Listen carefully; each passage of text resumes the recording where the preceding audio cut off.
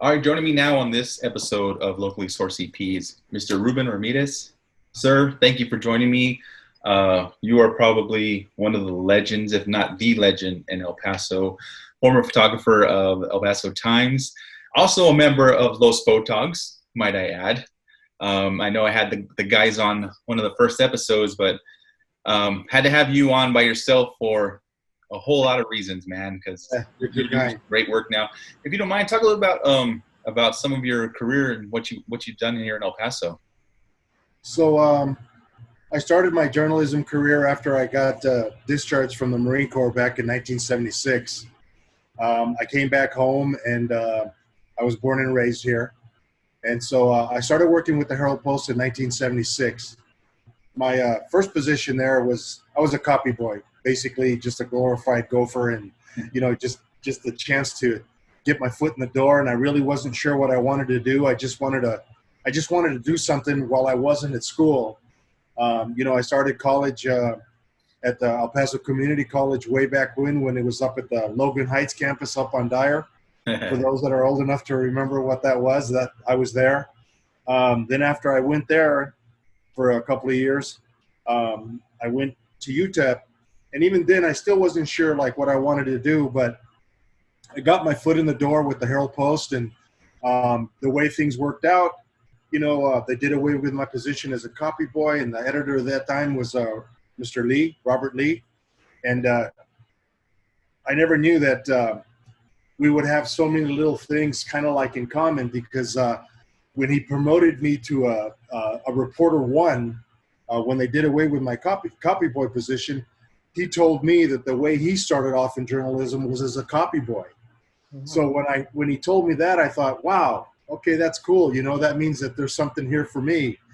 And so when I became a reporter one, I just kind of did rewrites off press releases and stuff like that. And, then I was given the opportunity to go and try to review or to review concerts. I love music. And so that was kind of like one thing for me. And so Butch Freeman, who was the editor, the city editor then, I asked him, hey, can I get a chance to go and cover a concert or something? He goes, yeah, why don't you go give it a try? So I did, and I covered a couple of concerts and stuff, and after covering a couple, I really kind of enjoyed it. But the only thing that I thought that was missing was there was no images or any photos of the groups that, I was reviewing. Right. So I was getting ready to go and review a concert a couple of days down the line at the old Liberty Hall, and Edgar Winter was going to be performing, and I asked Butch, I said, hey, Butch, why can't you send a photographer to this concert on Friday?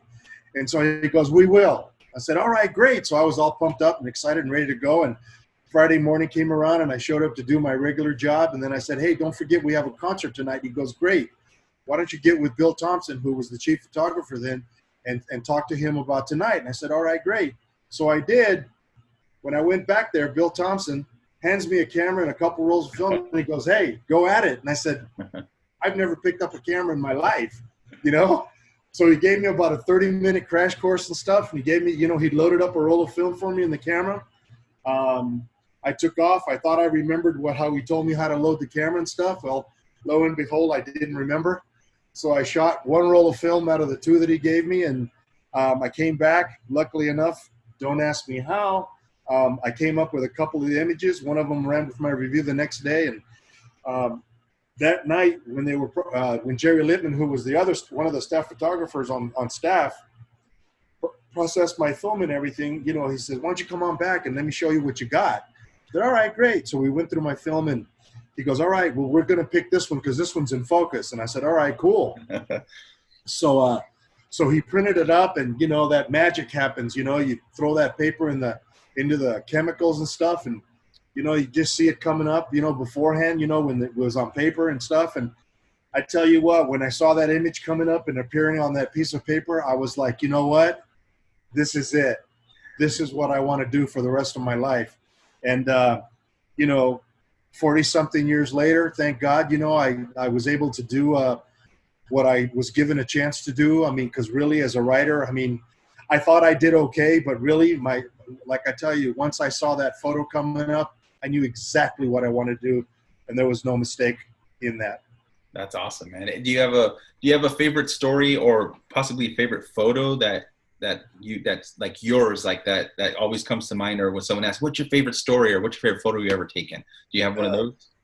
well, to say you have a favorite photo as a journalist, a photojournalist, I mean, I did it for 43 years. I mean, I had the luck, and I was blessed to be able to go and cover 23 Super Bowls, several Final Fours.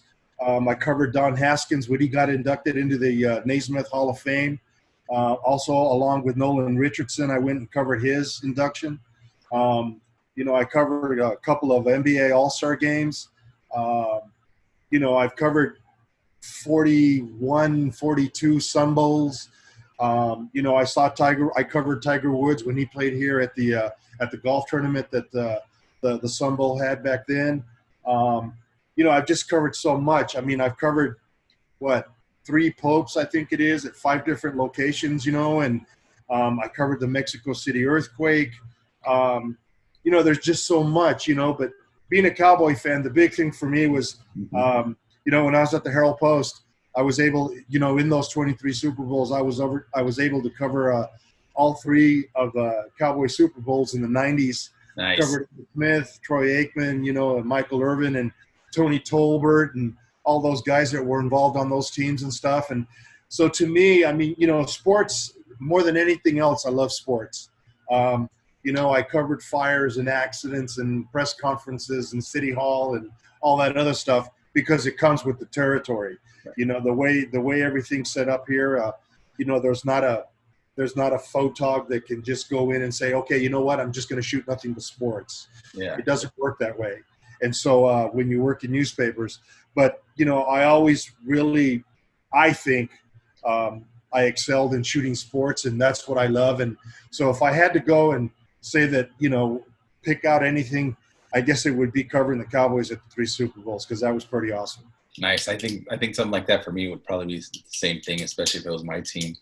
That's so awesome, man. I mean, you're such an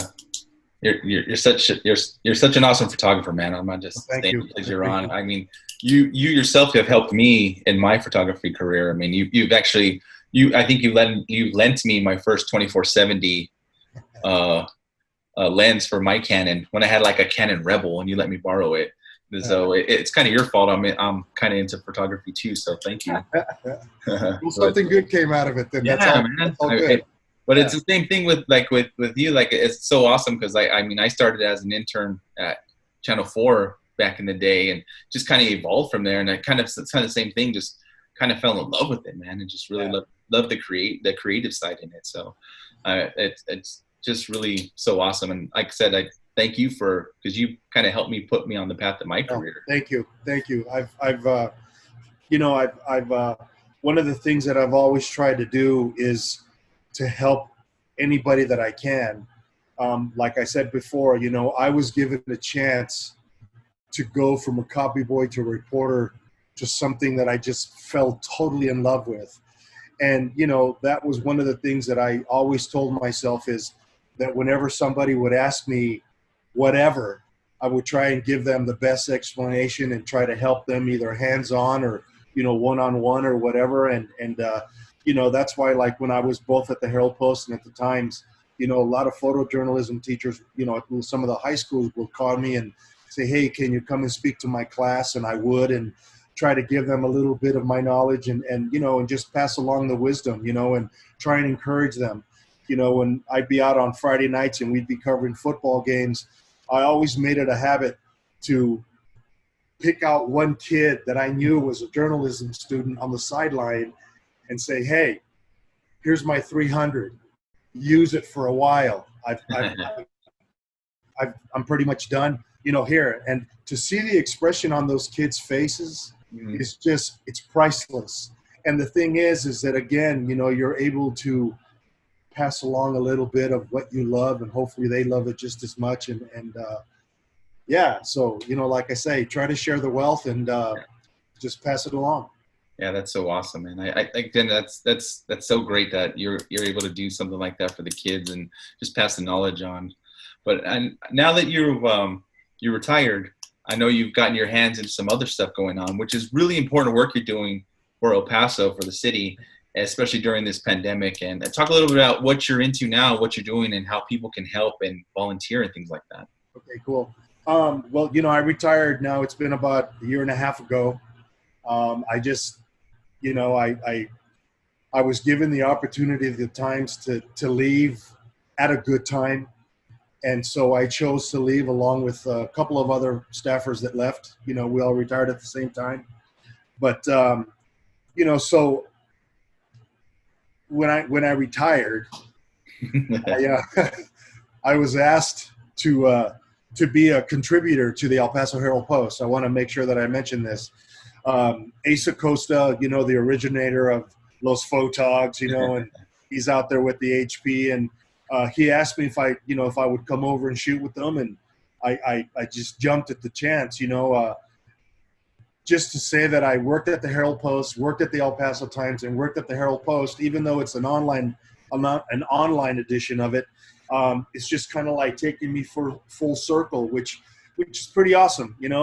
I feel like one of those football players that start on this team, go to this team, and end up retiring on this team, and that's what happened. Nice. So I do that, and Chris Babcock gave me a chance and gave me the ability to go and do that, with Ace and with Johnny, and between the three of us, we try to get things done there. It still keeps me out in the community. I still get to touch bases with Jorge Salgado and Mark Lambie and, all the other photogs that are out there and all the news people and stuff. And, there's a lot of good friends out there that are doing some really awesome work right now. And one of the things that, because I am retired, I had made myself a promise that, once I was out of the journalism circle, that I wanted to give back to my community somehow. Right. And so one day I was coming home from the grocery store, and I passed by a pantry down on Campbell and Montana. And there was this massive line of cars going down Montana Street back all the way up to Brown Street. So I pulled into the pantry, and there was a gentleman there that was in charge of the pantry. And I said, "Hey," I said, "what are you guys doing?" "Oh, well, we're the pantry, and we help El Pasoans Fighting Hunger distribute food to people that are in need." And I went, "Wow, this is amazing, And I mean, look at the line." And he goes, "Oh, this is nothing. You should see it on Saturdays." And it's just, it's amazing. So I said, "Hey," I said, "do you mind if I take some pictures and just kind of just show what you guys are doing and let the community know that this is available for them?" He goes, "Oh, that would be great." So I ran back to my car. I grabbed my equipment. I shot a million photos because it was amazing at what they do, and the number of people in need. I mean, I was shocked. I was just shocked, and so I came back home and, I edited all my stuff, and I called Chris and I said, "Hey, Chris, I've got a photo gallery for you on this pantry, and this is what they do." And he goes, "Wow." He goes, "Well, send it to me and let's get it up." So we put it up and stuff, and it took off. It took off. Well, I wasn't satisfied with just doing that. So I logged into El Pasoans Fighting Hunger, and I volunteered.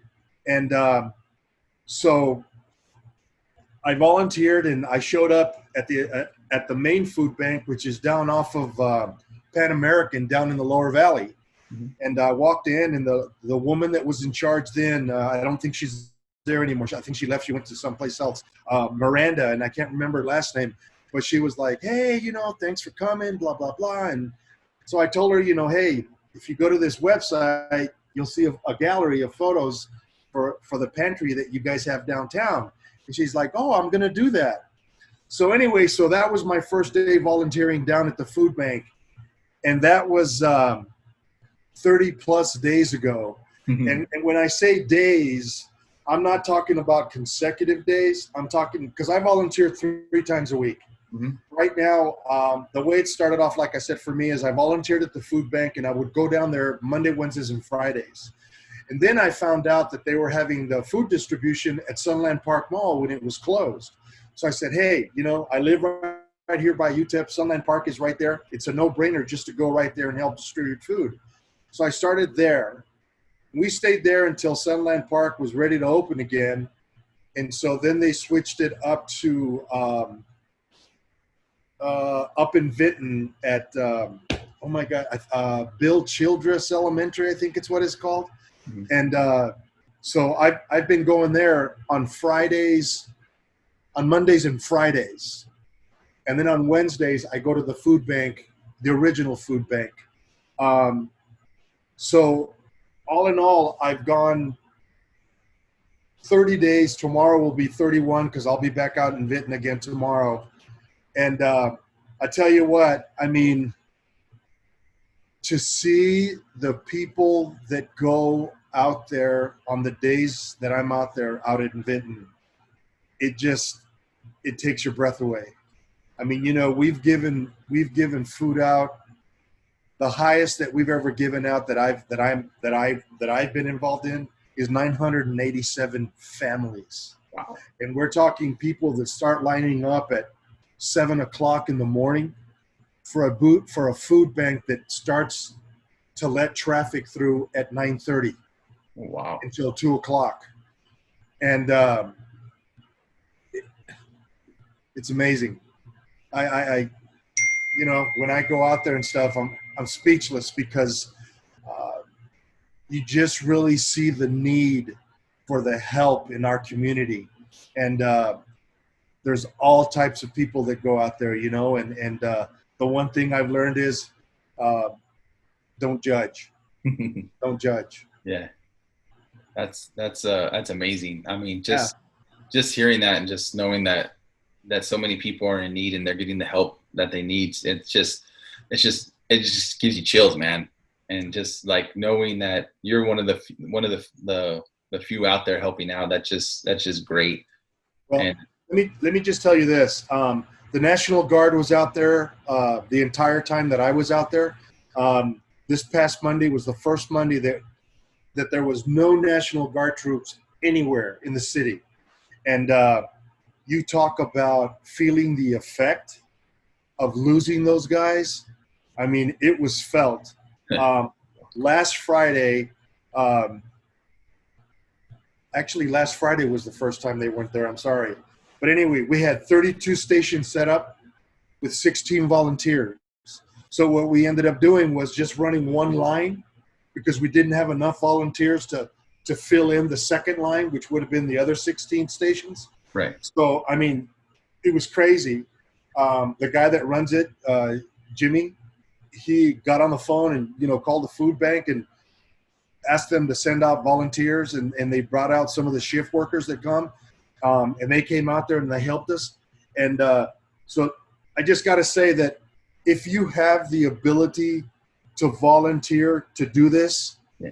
I'm just going to say it. I'm begging you to go out there and do it because there's a need. There's a big need, especially now that, you know, everything's closing back down again and they're scaling back. There's going to be more people that are going to be at home that aren't at work anymore and aren't going to be able to, like, you know, have the money to really scatter it that far. And, you know, the one thing that El Pasoans Fighting Hunger is that, you know, their motto is nobody goes to sleep hungry. And I think that's just amazing, you know. And so like I say, if you have the chance and you can do the volunteering, go to the website, sign up, and there's food banks on every side of town, and it's a great thing and it's a good cause. That's awesome. I will put the information if you want to volunteer in the information section on the bottom, right. Description of the video. Are they also still looking for? Are they accepting donations, cash donations and food donations as well? Yeah, they are. All of the donations, whether it be monetary or food, they go to the main food bank down on Pan American Street. Okay. You know, just a plug for our organization. I'm the president of the 19th Rifle Company, USMCR Foundation. We made a donation to the food bank a couple of weeks back, $2,000. It it was the day before the locomotive and the Chihuahuas went out there and gave $1 million.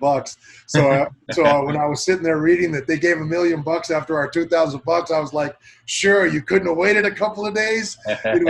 Yeah, but like I said, I mean, they'll take your money and they'll take your food, and like I said before, it goes to a worthy cause.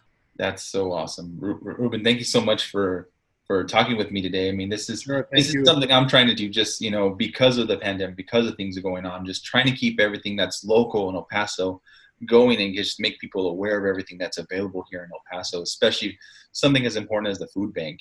And then, I mean, they couldn't do stuff without volunteers like you. So thank you for doing that for them. And thank you for serving our country, for being with the Marines, and just, well, thank you. Thank you. And then again, thank you for helping me out when I needed help, and you helped me out that time. Well, like I said before, I mean, it's all about giving back, and it's, I hope I've been able to help a couple of people along the way. And I just want to say that, I've watched some of your previous videos and stuff like that, and you're doing an awesome job. I mean, you do an awesome job, just with what you do on your normal job. So, let me just give you a big shout out too for doing these things. It's awesome. I'm not just saying that because it sounds nice, but it's an honor for you to have chosen me to do this with you. I'm sure that by now people are tired of seeing my face on the screen and stuff. No way. And it was kind of weird because I always enjoyed being behind the camera, and it's kind of weird being in front of it now. But like I said, if I can get the word out, to help, I don't mind it. So again, thank you so much, and thank you for what you're doing, and keep doing what you're doing, Ray. No, thanks, Ruben. I really appreciate it, man. Anything else you want to say, Rad, before we end here? No, I just want to tell everybody to keep an eye out for you and your work that you do, and all the photogs that are out there. I know you guys are doing a great job, and under a stressful situation right now. Yeah. As always, when I talk to them on Twitter, Facebook, Instagram, blah blah blah blah, whatever, I just want to say again and reiterate: stay safe, stay healthy, wear your mask, social distance, be smart. Don't try to be a hero. I miss all of you guys. I wish you guys all the best. And I close by letting you know that no matter where you are, you're always in my prayers. God bless every one of you guys. Ruben, thank you so much for joining us today, man. Have a good night. God bless your family. And if you never need anything, man, you know where to find me. I know where you are, brother. God bless you too and your family as well. Thanks, man. Thank you.